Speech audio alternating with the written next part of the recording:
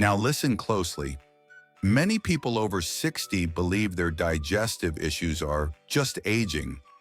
But what if I told you the real cause is happening silently inside your gut?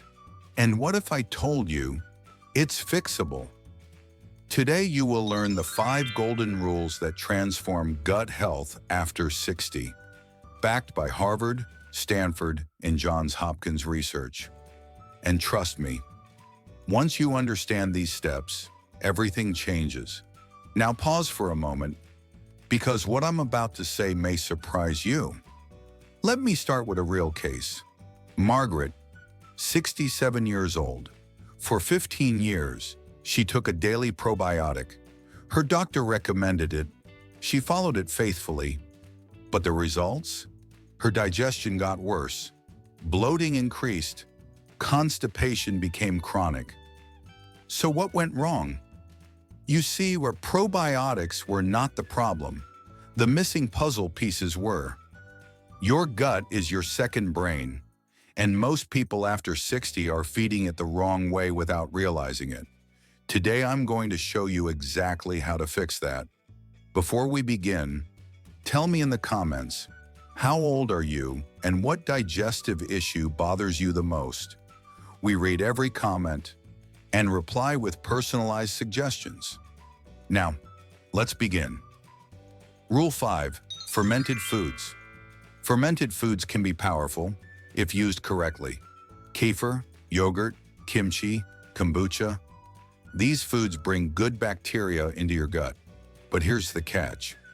Not all fermented foods work the same for people over 60.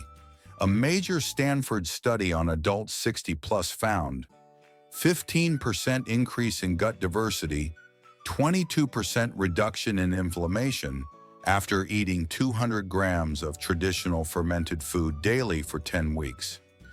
But the key is choosing the right ones.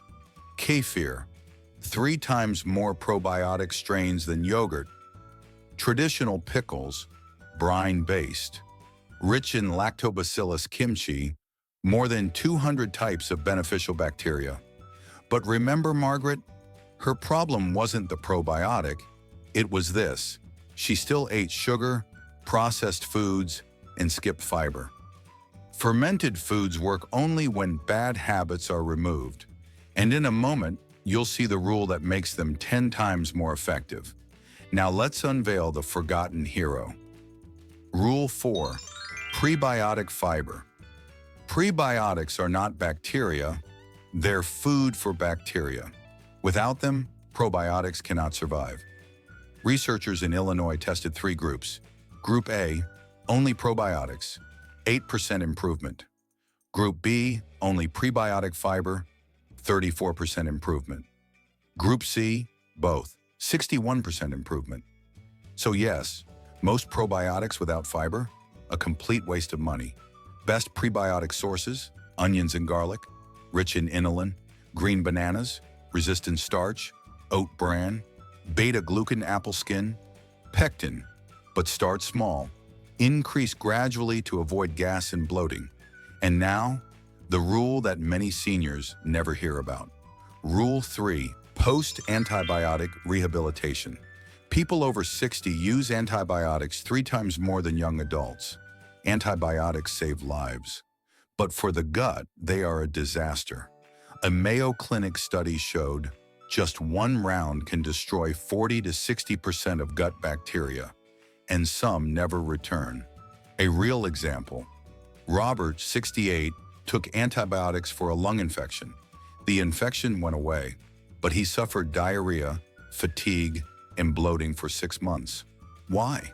He never rebuilt his microbiome.